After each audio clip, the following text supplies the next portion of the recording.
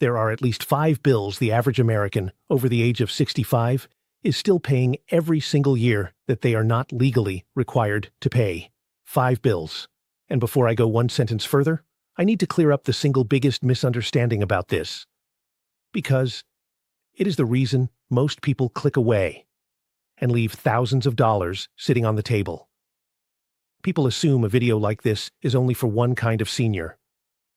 Either they think it is only for low-income folks who are struggling, so if they're comfortable, they tune out. Or they think it is some advanced wealth trick, so if they are living mostly on Social Security, they tune out. Both of those are wrong, and I want to be crystal clear right now. This list is for both of you. Whether your entire income is a Social Security check, or you have got a pension, some savings, and a home that has tripled in value, there is real money on this list with your name on it. For some of these bills, the win is biggest for the lower-income retiree. For others, the win is biggest for the comfortable middle-class retiree. I am going to tell you on every single one exactly which group it helps and how. So nobody watching can say, "This is not for me." Because the honest truth is that seniors at every income level are overpaying these bills, just in different ways. The reason almost no one tells you about these is brutally simple. Every single person whose job it is to collect that money from you has a direct financial incentive to keep their mouth shut. Your county does not call to tell you they will freeze your property taxes. The Social Security Administration does not remind you that you can stop the withholding coming out of your check. The tax preparer charging you $300 does not lead with the fact that you may legally qualify to have your return done for free. And the biggest one of all, a brand new deduction worth up to $6,000 a year, is sitting right there.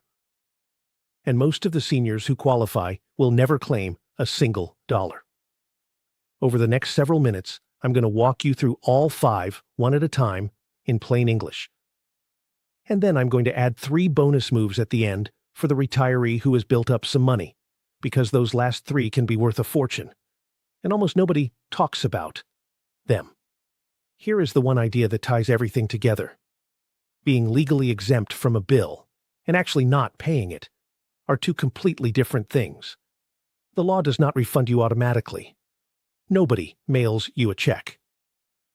You have to know the rule exists, and you have to claim it. That is the entire reason this video exists. Now let me be honest with you about who I am, because it matters. I am not an accountant, and I'm not a tax advisor. And I'm not going to pretend to be one. This is not tax advice. Think of it as a checklist you take to your own tax person. But I will tell you the single most painful pattern I see, over and over again. It's not people who cheat. It is honest, careful people in their 60s and 70s, at every income level, paying bills they never owed, year after year, simply because no one ever told them they could stop. That is the most expensive kind of mistake there is, because it is invisible. There is no notice. There is no penalty. There is just money quietly leaving your account every year that never had to. So let us fix that right now. 5 bills plus 3 bonus moves. Stay to the end, because the very last one is the one that quietly costs people the most money, and it is one of the easiest of all to avoid. Let us start with the biggest one. Bill number 1 is your federal income tax. And I need you to really hear this, because for millions of seniors, the correct amount of federal income tax you owe going forward is far lower than what you are paying. And for a great many of you, it is 0. And many of you are still paying it, or still having it withheld, out of pure habit and fear. Here is what changed. There is a new law, the one you have heard called the One Big Beautiful Bill. And buried inside it is something called the Senior Bonus Deduction.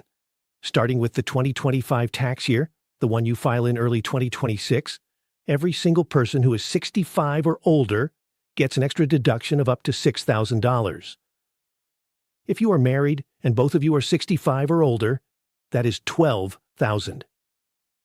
And here is the part that makes it so powerful. That $6,000 stacks on top of everything else you already get.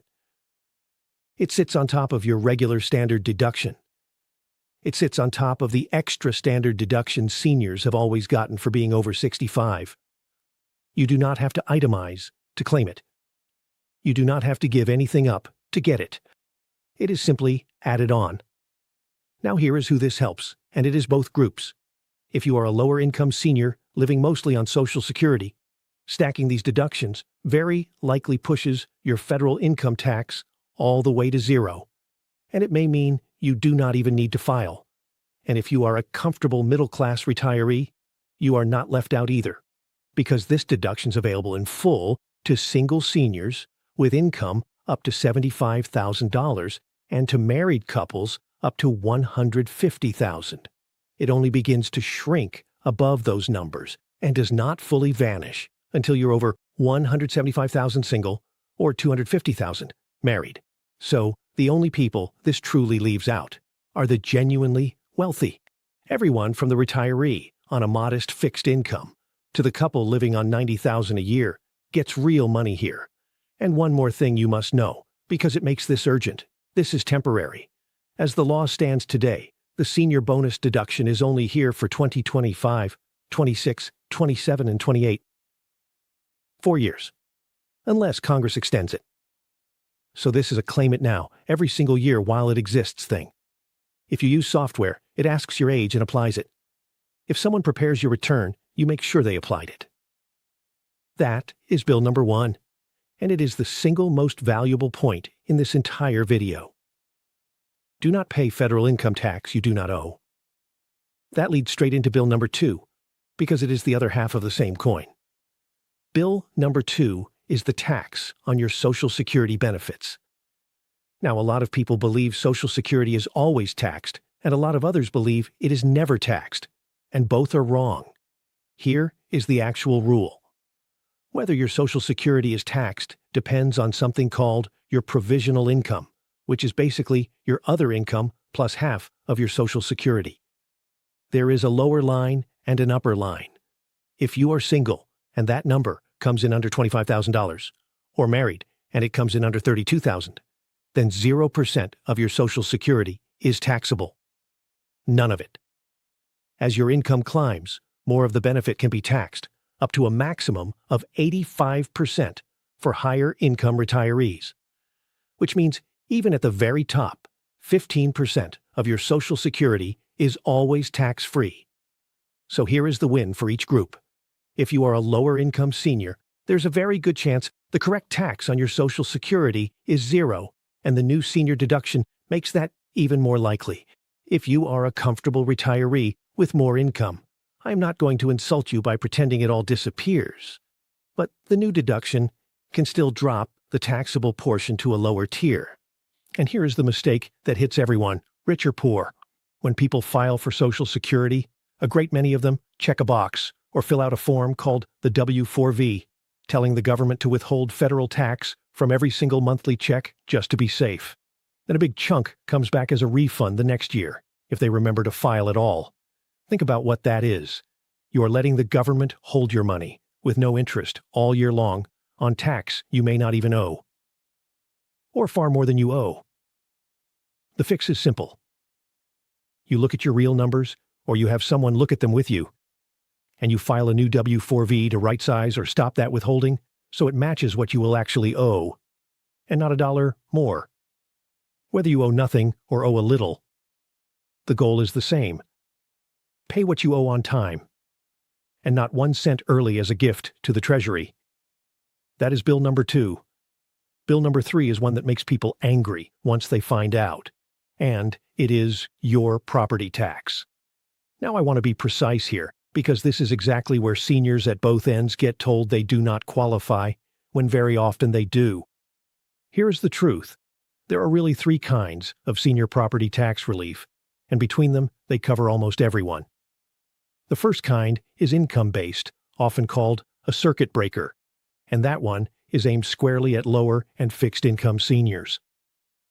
If your income is modest, this can knock your property tax down dramatically.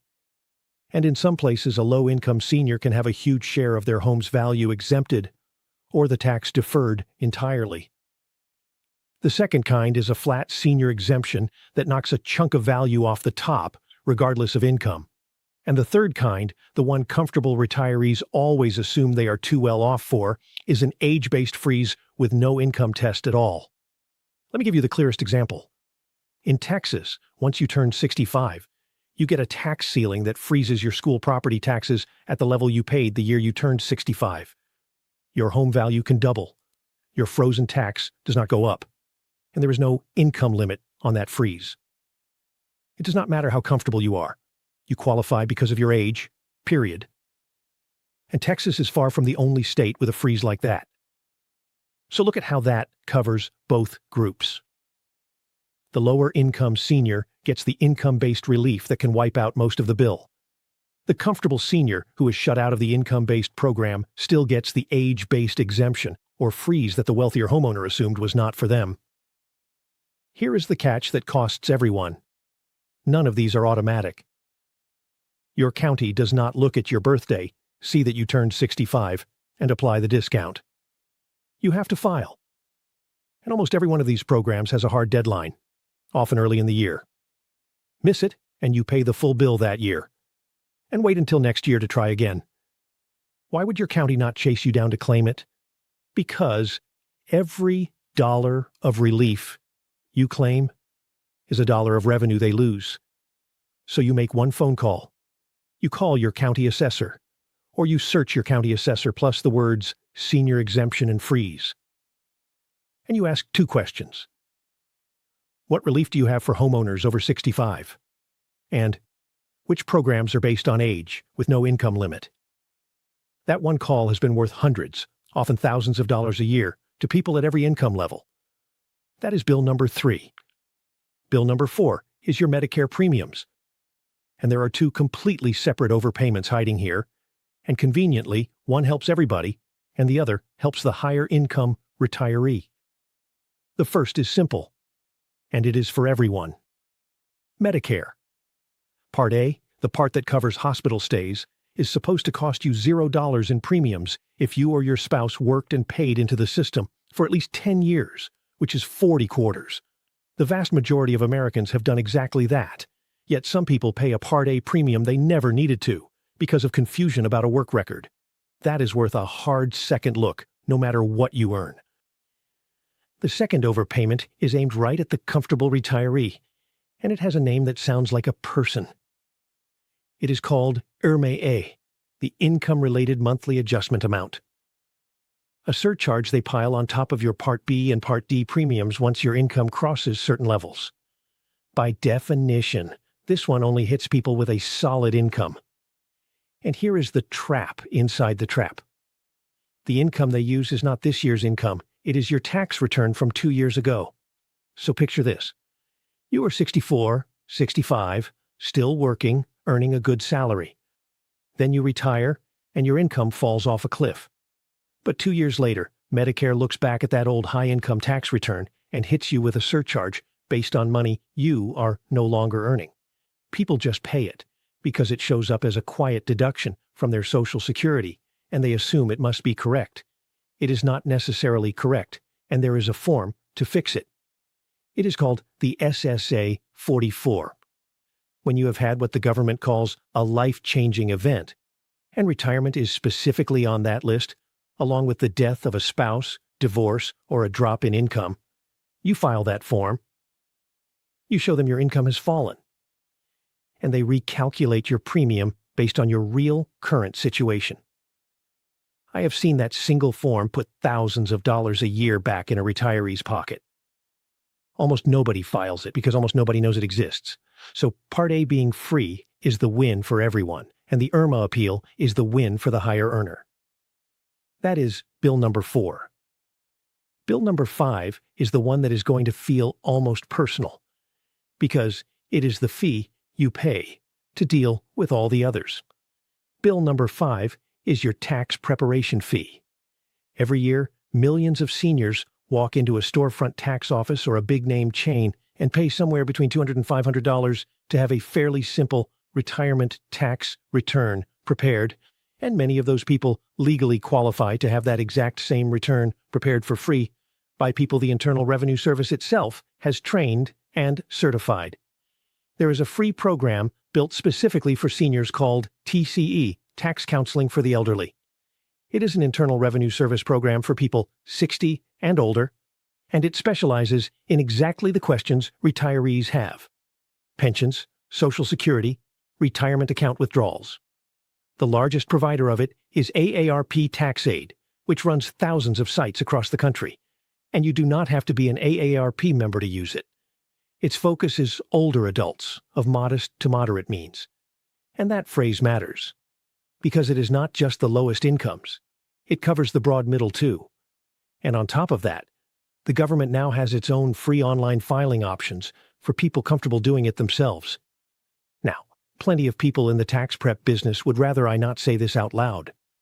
But a person with a standard retirement return, 2 Social Security checks, a pension, maybe a few investment statements, should not assume they have to hand a chain $300 for 45 minutes of data entry. Here is the honest line, though, and it applies to everyone. If your situation is genuinely complicated, a business sale, rental properties, a complex estate, then yes, pay a real professional. It is worth every penny, and I would tell you to do exactly that. But if your return is straightforward, the law has already built you a free, qualified option, and your age makes you eligible regardless of whether you are scraping by or doing just fine. Using it is not cheap, it is smart. That is bill number 5, and it is one of the easiest to act on this year. Now, I promised you 3 bonus moves, and I want to be straight about who these are for. The 5 bills I just covered reach across every income level. These last 3 are specifically for the retiree who has built up some money. A home that has appreciated, an investment account, a healthy IRA. If that is not you, do not feel left out. The first 5 already had you covered, and you can skip ahead to the checklist. But if you have built up something, these 3 can be worth more than everything else combined. And the low-income focused videos never mention them, because their audience cannot use them. You can. Bonus move number 1 is the tax on selling your home. Here is the fear that lives in people's heads. You bought your house decades ago for $60,000, and now it is worth $400,000, and you are terrified that if you sell it, the government will tax you on that enormous gain. So you do not downsize. You stay in a house that is too big and too expensive, because you are afraid of a tax bill. And in most cases, that tax bill does not exist. There is a rule called the home sale exclusion. If you have lived in your home as your main home for at least 2 of the last 5 years, you can exclude up to $250,000 of gain from tax if you are single, and up to $500,000 of gain if you are married, filing jointly. Gain, not sale price. The gain is what you sold it for, minus what you paid, minus the improvements you put in. So that couple whose home went from $60,000 to $400,000 has a gain of around $340,000, and as a married couple, they can exclude $500,000. Their federal tax on that sale is 0. They were sitting in a house they no longer wanted, scared of a tax that was never going to hit them. Bonus move number 2 is for the retiree with money in regular investment accounts, stocks or funds that have gone up in value, and it is one of the best-kept secrets in the tax code. It is called the 0% capital gains bracket. When your taxable income is low enough, the federal tax rate on your long-term capital gains is not 15% and not 20%. It is 0. For 2025, a married couple can have taxable income up to roughly $96,700 and still pay 0% on their long-term gains. And for a single person, that line is roughly $48,000. And that is taxable income, which is your income after your deductions come out. So, a couple bringing in well over $100,000 total can still drop into the 0% zone after the standard deduction and the senior bonus, and sell appreciated investments without paying a dime of federal tax on the gain. Retirees are in the perfect spot to use this, because in the years after you stop working and before large required withdrawals kick in, your income is often at its lowest. That is the window. A smart retiree harvests gains in those low-income years on purpose, completely tax-free, instead of letting it all pile up and get taxed later. Bonus move number 3 is for anyone 70 and a half or older who gives to charity, even a little, and has money in a traditional IRA. It is called a Qualified Charitable Distribution, a QCD. Once you are 70 and a half, you can have money sent directly from your IRA to a charity up to about $108,000 a year. And that money is completely excluded from your taxable income. Now you might say, I already deduct my donations. Here's the thing. Most retirees today take the standard deduction, which means their giving earns them no tax benefit at all because they are not itemizing. The QCD fixes that. The money never shows up as income in the first place, which is even better than a deduction because it lowers the income number that everything else is based on. Your Social Security taxation, your Medicare surcharge, all of it. And once you reach the age where you are forced to take required minimum distributions, a qualified charitable distribution counts toward that requirement. So instead of being forced to pull money out, pay tax on it, and then donate what is left, you send it straight to the charity, satisfy your required withdrawal, and pay no tax on any of it. If you give to your church or any cause and you have an IRA, this is one of the most powerful tools you have. So let me tie all of this together with the one idea that matters more than any single rule I just gave you. In every one of these cases, the law already says you are exempt, or you qualify, or you do not owe. The senior deduction is in the law. The Social Security rules are in the law. The property tax relief is on the books in your own county, for the modest income senior and the comfortable one alike. The Medicare appeal form is sitting on the government's own website. The free tax help is funded and waiting.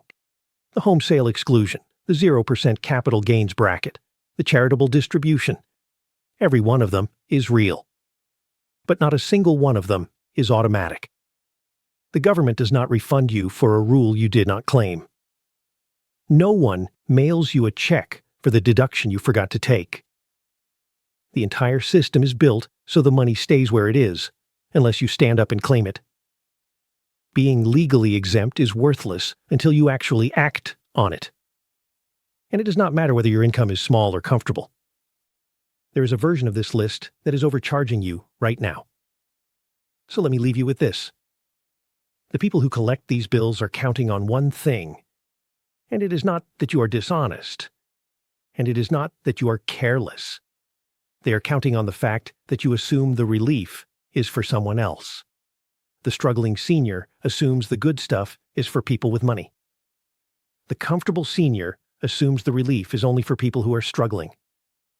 And so both of them keep paying. That is the entire game. Knowing the rule and knowing it applies to you no matter where you sit is the whole thing.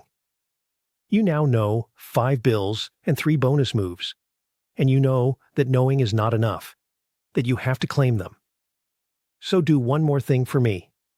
Send this video to one person in your life who is over 65 or getting close.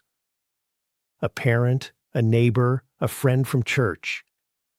It does not matter if they are getting by on a single check or sitting on a paid-off house and a nest egg, because the odds are very good that they are paying at least one of these bills right now for no reason at all, and one share from you could be worth more to them than any gift you will ever give.